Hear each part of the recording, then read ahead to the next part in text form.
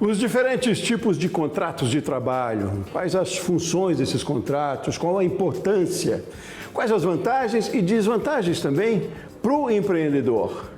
Seja muito bem-vindo, esse é o programa Entrevista Especial e esse é o assunto de hoje da nossa conversa. Para isso, eu recebo Alexandre Rodrigues. Alexandre é CEO do Grupo Integre, que é uma cooperativa de trabalho, né? Alexandre com vasta experiência também em gestão de pessoas, em RH. Alexandre, seja muito bem-vindo. Olá, Sebastião. Eu que agradeço mais uma vez a oportunidade. Obrigado. Pois é, muito bom tê-lo aqui conosco de novo. Obrigado você pela gentileza aí de conversar com a gente mais uma vez. Vamos começar a nossa conversa por esse tom bem técnico aí sobre os diferentes contratos de trabalho que a gente tem no mercado hoje. Quais são eles? Dá para a gente conceituar, Alexandre, para começar a conversa e depois a gente fala quais são as preocupações e orientações que os empregados e empregadores devem ter também na hora de assinar um contrato. Claro. Bom, a gente tem, partindo do tradicional, né, o famoso carteira assinada, o contrato de trabalho, né, de empregado e empregador, né, por isso que conota-se o nome de empregado, porque quem contrata é o empregador, né? Esse é o regime mais tradicional que hoje todos conhecem, mas existem outros também. Existem um contrato de estágio, onde você tem, por exemplo, um colaborador que ele está estudando e ele quer aplicar aquele conhecimento na empresa, ele tem carga horária que ele tem que cumprir, quer seja para a faculdade ou para o curso que ele estiver fazendo. E isso as empresas também é muito importante que elas aproveitam isso, né? Existem contratos de prestação de serviço, né? De empresas que prestam serviço, de pessoas que prestam serviço para as empresas num regime diferente do CLT. Eu tenho que, obviamente, uma carga horária de trabalho determinada ou de uma regra estabelecida. Então, existem vários modelos de contrato que se adaptem às necessidades de todo tipo de empresa hoje no mercado. Pois é, e o que deve prevalecer na hora da escolha ou decisão por um ou outro tipo de contrato? Eu digo, essa decisão do empregador. A pergunta é sensacional. Por quê? Porque a dor de cada empresa, a particularidade de cada empresa, Sebastião, é uma coisa que tem que ser muito aprofundada, né?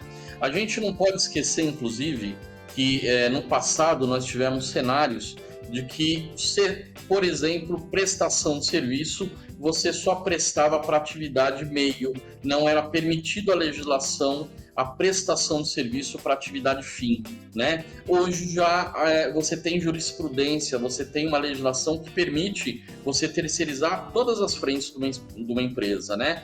Todas as atividades. Agora, como a empresa tem que avaliar isso, né? Ela tem que entender qual que é a demanda que ela tem. Ela precisa, para aquele negócio, para aquela atividade que ela está fazendo, de uma pessoa full-time no negócio, né? Então, por exemplo, eu preciso de uma recepcionista, né? Então, obviamente que você precisa dessa recepcionista full-time, né? Qual que é o regime de contratação dessa recepcionista? E aí você tem que fazer uma análise, inclusive financeira, através do DRE. Você tem que ver exatamente a legislação, qual que se adequa a você. Por exemplo, se você tem uma regra de que essa pessoa tem que estar sempre ali, se você tem uma carga horária determinada e o custo, o budget que você tem para aquela vaga, quer seja de uma recepcionista, como eu dei um exemplo, mas você tem outras funções que podem ser estratégicas e seu negócio, de repente, você não tem essa expertise e você pode ter um prestador de serviço te entregando um pacote de soluções muito maior num regime que pode ter um custo pormenorizado. Então, esse diferencial, essa análise, ela tem que ser feita através de vários ângulos. Não só o do querer, mas o que se encaixa melhor no meu modelo de negócio, né? E aí você, obviamente, tem que analisar regras, até porque quando você fala, por exemplo, de uma contratação via CLT, a contratação CLT, ela tem acordos coletivos por trás dela, regras por trás delas, e de repente você tem uma demanda que não consegue se encaixar naquelas regras, naquela carga horária, e você precisa de algo mais flexível, tá? você também tem um cenário que você pode ter uma demanda mais especializada que, como custo fixo seu, inviabiliza o negócio. Mas uma mão de obra contratada através de uma prestação de serviço pode fechar a conta, pode atender a sua demanda. Uhum. Agora, o CLT, como você disse, é o mais comum hoje, né? Mas ele, ao mesmo tempo, é o que mais gera custo ou não necessariamente? Olha, é muito importante a gente entender, né? A CLT, ela vem caindo cada vez mais a contratação e é uma das dores que existem hoje no mercado da informalidade, que a gente ouve muito se falar nisso, né? E por quê, Sebastião? Porque dependendo do regime, né, tributário que sua empresa se encaixa, os custos de um colaborador hoje, que custa, um exemplo, R$1.000, ele pode custar até 127,9% a mais na realidade para você de tantos encargos, impostos, né, custo com rescisão, multas rescisórias. Então, às vezes o empregador ele contrata entendendo que aquele salário de 1.000, que é o salário nominal, é exatamente aquilo que ele tem que pagar, mas tem muitos custos por trás disso. E sem contar que a lei trabalhista é bastante rigorosa também, né, Alexandre? Tem que se pensar, não é no custo só mensal aqui, que é aí o dobro, como você falou, mais que isso, mas é o custo, assim, por questões jurídicas que possa se ter também, eu digo rigorosidade que se tem que ter na legalidade desses contratos, né? Porque isso pode onerar lá na frente ainda mais, né? É uma preocupação também que se deve ter, né? Perfeito. Essa preocupação não tenha dúvida, porque você tem uma gama de colaboradores trabalhando no regime, vamos falar empregados, né, trabalhando no regime CLT, não basta. Por quê? Porque você acaba tendo que ter alguém que conheça de acordo coletivo, convenção de trabalho. Você acaba tendo que ter gente para operacionalizar a questão de benefícios obrigatórios que constam nesse acordo coletivo e aqueles que constam na CLT, como vale transporte, vale alimentação. Você acaba tendo normativas, né? PPRA, PCMSO, que são normas regulamentadoras que estabelecem condições de trabalho, luminosidade, o espaço físico se está adequado. Então, existe muita, como você falou, Sebastião, muita, mas muita mesmo burocracia, jurisprudência, que inclusive você acaba tendo que ter uma estrutura para gerir isso. Então, você acaba gerando, muitas vezes, custo para poder administrar essa questão jurídica e evitar um passivo trabalhista aí futuro. Pois é, as relações de trabalho têm mudado muito, né, nos últimos tempos, e aí muda essas questões técnicas aí também. Tem muito aí de uma mudança de geração também, Alexandre, você percebe isso? Porque a gente tem falado muito aqui no canal, e enquanto postura de profissional, né, com uma nova postura, profissionais não buscam mais carreiras como a gente antigamente, né, eles querem ser felizes no trabalho e as relações mudam tudo, inclusive essas relações de contrato. E muito da tecnologia. Eu pergunto isso, se essa questão geracional e tecnologia junto é que tem levado essa mudança nos regimes de relação, nos contratos de trabalho. Você falou que tem diminuído as relações mais com o CLT. É por conta disso também? Muito por conta disso. Primeiro que a gente tem toda aquela leitura que o mercado faz, geração Y, geração Z, então tudo isso teve um impacto muito grande, a tecnologia ela trouxe um impacto muito grande. Desde as questões de você hoje poder fazer um trabalho home office, que também as legislações pós-pandemia estão tentando se adaptar a isso, que ainda não está muito claro.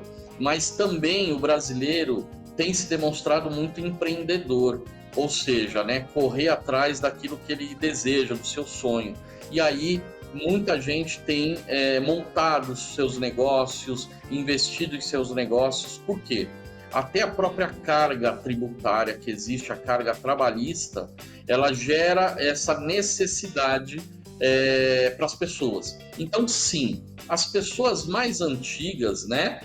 Existe uma década, as pessoas com seus 40 anos, 30 anos, essas pessoas já estão muito voltadas para esse regime CLT, né? Só que também é muito importante que para essa carga tributária ela limitou muito as condições de trabalho via CLT. Então essas pessoas começaram a criar negócios, consultorias, começaram a ter seu próprio negócio, empreendendo e sendo menos dependente do processo de empregado. E aí elas conseguiram também prestar serviço não só para uma empresa, mas para várias empresas. E aí elas conseguem também ter mais rentabilidade, não depositar os ovinhos no mesmo cesto, mais liberdade, qualidade de vida. Então essa geração, ela prega muito, Sebastião, por muita qualidade de vida, ela está olhando muito para isso, né? Então esse regime, ele trava um pouco mais as pessoas, né? E ele está um pouco escasso em alguns momentos, a questão, a gente até costuma falar, né? Às vezes não é só a questão também de não ter emprego, às vezes também não tem os profissionais se atualizando no mercado, então tem os dois contrapontos. Mas essa questão de geração, ela está cada vez mais clara, que o home office ele veio para ficar, né? É um processo ainda que o Brasil está se adaptando, porque ele necessita de uma disciplina que às vezes a nossa cultura ainda está engatinhando nesse processo, a insegurança dos empregadores, né? Mas existe sim já uma evasão das pessoas que não têm mais aquele apego de ficar muito tempo numa empresa, querem novas experiências, e aí os contratos, a CLT, ela trava esse processo natural. E aí esses recursos de prestação de serviço acabam também tendo um destaque atualmente no mercado. De uma certa forma, é um movimento bom, né? De mudança. O que precisa é se adaptar, né? Ter flexibilidade na legislação para se adaptar, porque é um movimento que não há impedimento também, né? Não tem nem como controlar isso. É um movimento geracional, de mudança de comportamento, de mudança de costume. E aí, com isso, a gente vai entrar numa outra linha que é bem em cima dessas mudanças e bem do trabalho que você desenvolve no Integre, né? Que é a cooperativa de trabalho. Então, eu vou te convidar para a gente fazer um intervalo rapidinho, Alexandre. E aí, no próximo bloco, a gente falar um pouco mais de comportamento, de tendências, do trabalho que você desenvolve, de qual é a demanda que a gente tem no mercado. Mas vamos fazer um intervalo rapidinho, voltamos na conversa daqui a pouquinho, tá bom? Combinado. Combinado com você, de casa também. Continua aqui com a gente, o programa Entrevista Especial volta já já.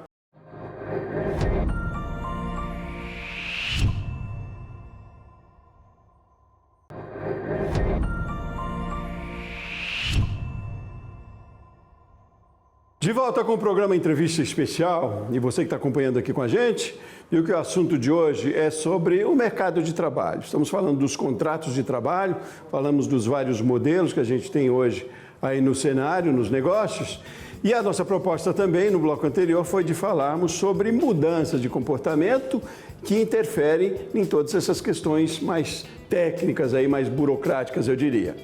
E você sabe, está aqui comigo para essa conversa o Alexandre Rodrigues, que é CEO do Grupo Integre, que é uma cooperativa de trabalho, né?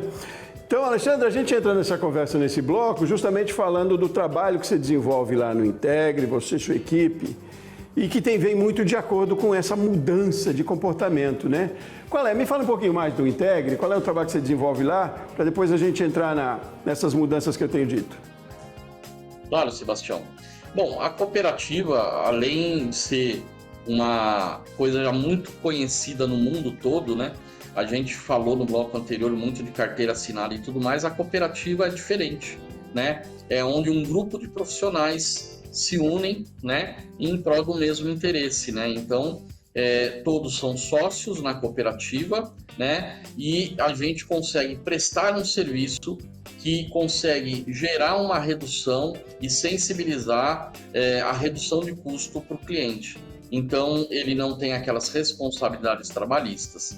O regime de cooperativismo é um regime que está no mundo todo, né? E está aqui no Brasil há muitos anos também. Então, a gente tem modelos como a própria Unimed, que é um exemplo de cooperativa no ramo da saúde, né? Onde é um destaque no mundo inteiro. Nós temos aí a Aurora, a Copersuca, a gente tem mercados dentro desse regime de cooperativismo que, na realidade, é regulamentado, tem uma lei que defende ele, né? Tem suas regras também, mas o que é importante, né? Para o cliente, para a empresa que contrata, no caso de uma cooperativa de trabalho, você foge dos custos trabalhistas, né?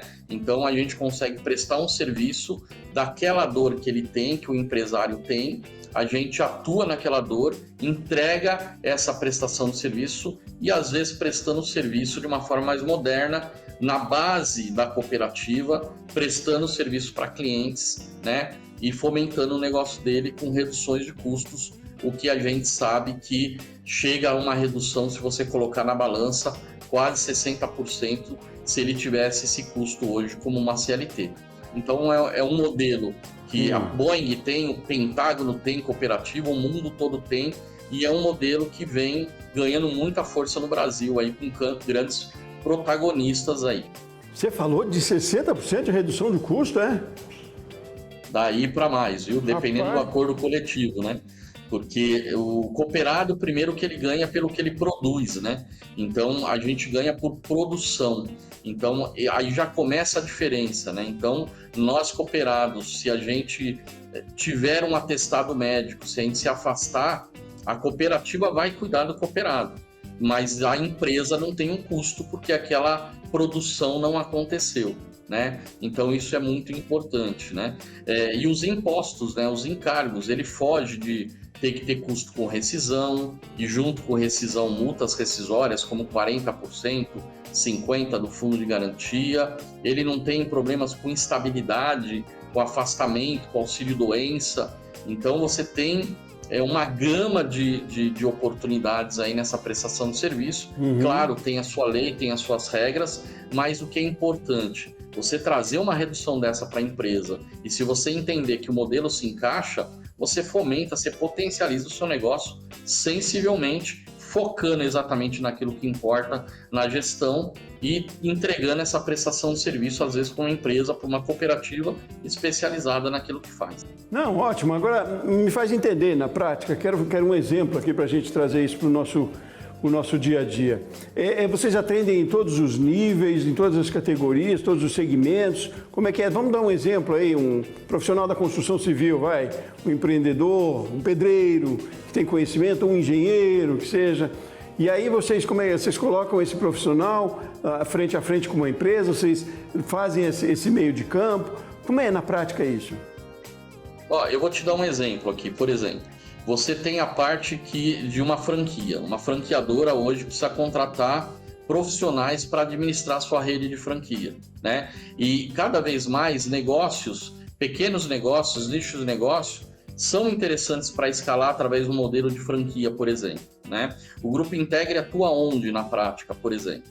Você, ao invés de você ter uma estrutura de um colaborador que seja um gerente de franquia, que vai te custar aí R$4.000, dependendo do regime, ele custa R$127,90 a mais, ou seja, vai custar mais que R$8.000, R$9.000, você acaba tendo uma estrutura completa na cooperativa, entregando esse serviço de consultoria, de suporte à rede, né, por um custo infinitamente menor e sem os travamentos ou as estabilidades, todas essas coisas, e a gente prestando esse serviço para o cliente. Ou seja, se amanhã depois o Alexandre que está prestando serviço ficar doente, eu já tenho outro da equipe aqui para assumir imediatamente. O negócio não para, né? Então, o que você gasta, o que você ganha em produtividade e o que você reduz de impostos, porque a gente consegue entregar esse tipo de serviço, é muito grande, né? Empresas, por exemplo, digamos que tivesse uma cooperativa na parte de saúde. Então, você tem aí, por exemplo, uma indústria que você tem um ambulatório médico.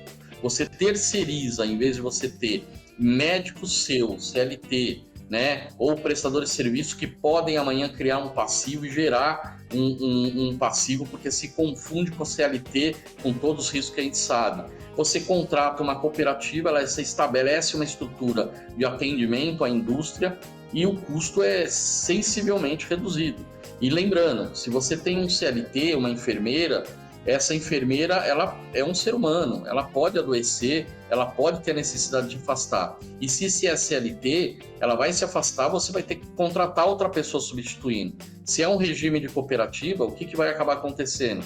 Você vai poder pedir uma substituição para a empresa, a própria empresa vai perceber isso e vai repor o profissional sem custo nenhum adicional para você. Por quê? Porque esse contrato é feito através da produtividade.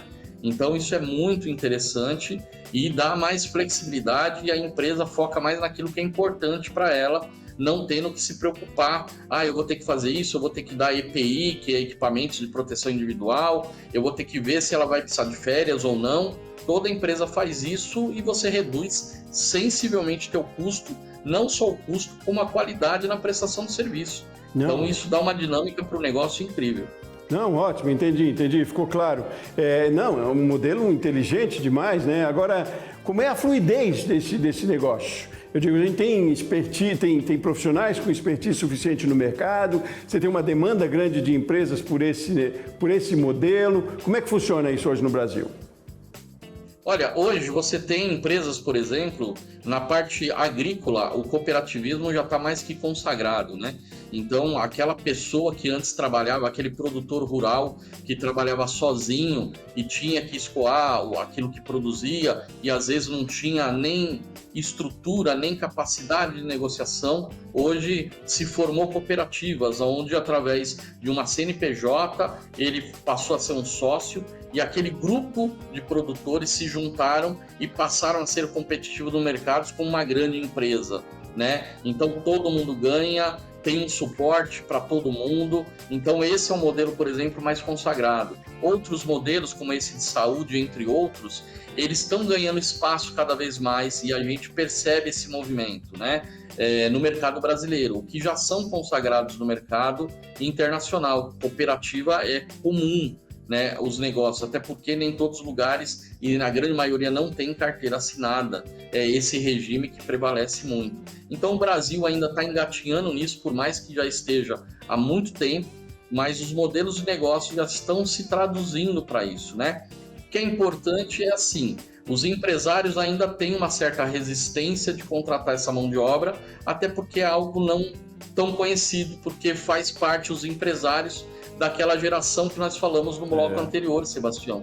E aí existe naturalmente, por ser desconhecido e por também a base jurídica desses empresários também serem mais dessa época, existe uma dificuldade de penetração no mercado que está sendo flexibilizado, até porque se ele não muda, às vezes ele morre, porque o negócio dele gera um custo só com o pessoal muito alto. Então, algumas mudanças estão acontecendo porque se ele não mudar, ele morre. E já isso daí está pulverizado de uma forma melhor no mercado. Que bom, gera competitividade, né? Agora, para além do modelo, toda essa transformação não tem como fugir, né? Até pode os empresários mais tradicionais ainda não escolherem esse modelo que você me fala, o modelo cooperativo, que realmente no agro isso é bastante forte e eficiente. Mas, para além disso, volto a dizer, há toda uma transformação no mercado de trabalho que não tem como fugir.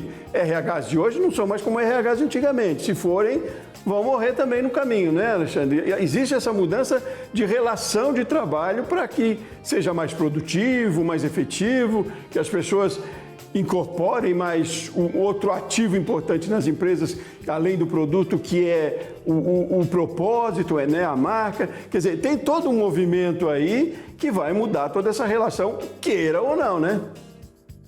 Sem dúvida. A gente sabe que os profissionais, os melhores profissionais, eles estão recolocados no mercado. Então, hoje o RH ele tem que ter uma estratégia muito diferente daquele RH tradicional do passado, que era até confundido um pouco como departamento pessoal, né? Aquele que fazia folha de pagamento e tudo mais. Hoje o RH, ele necessita ser cada vez mais estratégico do que operacional. Então, ele tem sim que criar o engajamento para o propósito. Então, é o que você falou. Então, hoje, você envolver o colaborador, independente do regime que ele mas ele estiver engajado com o propósito da empresa, isso acaba sendo uma função muito grande. Não só do RH, no aspecto de conscientização, mas para criar um ambiente de trabalho melhor também. Então, existe uma preocupação, até porque o que é mais importante dentro de uma empresa são as pessoas. E os empresários que não entenderem que o que vale numa empresa são os colaboradores, independente até do regime que ele venha a estar, né, não vai evoluir, porque a conta não vai fechar. Existem pesquisas, né, não tão recentes, e a gente até espera que retomem, pesquisas de empresas sérias, que existem às vezes 12, 15% dos colaboradores em gerais, independente do regime, que eles são engajados na empresa. Mas em contrapartida, existe 12% de que, apontado em grande maioria de empresas, que eles chegam a não ser engajados, mas não é esse só o problema. Eles chegam até a ter ações de sabotamento, de sabotagem na empresa. E aí você tem 2 percentuais muito próximos, que aquele que tiver maior influência vai levar os outros percentuais para aquele lado. Então, se não tiver uma ação de RH, Sebastião, como você destacou muito bem, que esteja lá focado no propósito, pensando em qualidade de vida, né, pensando que os dois lados têm que ganhar, se essa integração não tiver full time acontecendo, se a cultura interna da empresa não estiver voltada para esse propósito, os riscos do resultado são totalmente comprometidos. Não, e sem contar que o consumidor, o cliente, exige já isso, né? Porque isso chega lá de alguma maneira, né? A gente, enquanto consumidor, quer ser bem atendido, quer ver aquele colaborador atendendo feliz também, né? Então, tem todo esse reflexo e não é só dentro de casa que a gente tem que arrumar, né? Tem que arrumar na nossa em volta, em tudo, né? Então, é uma mudança necessária, é preciso abrir os olhos para isso também. Empresas mais tradicionais talvez não tenham chegado tanto ainda, algumas. Mas a gente caminha para isso e vai discutir muito mais ainda essas questões aqui, porque elas são pertinentes, né? Profissionais bons se mantêm, profissionais bons são mais produtivos e bons no sentido de felizes também. Alexandre, eu fiquei feliz demais por conversar com você aqui falando nisso, sobre todas essas questões, e quero que você volte mais vezes, não é a primeira que você vem, justamente porque tem muito conteúdo para a gente trazer aqui, não alertar só, mas instigar os empresários do setor de que a gente está vivendo mudanças e é preciso se adaptar, vamos combinar, né? Obrigado por hoje, Alexandre, um abraço forte para você, até mais. Eu que agradeço, sempre um grande prazer falar com você. E a gente aprende muito com o seu trabalho também, essa divulgação só vem agregar para todos. Obrigado, Sebastião, um abraço. Ótimo, fico muito feliz. Muito obrigado a você de casa que acompanhou com a gente aqui no canal Empreender, o programa Entrevista Especial de hoje. Eu volto no próximo programa, um forte abraço e até mais.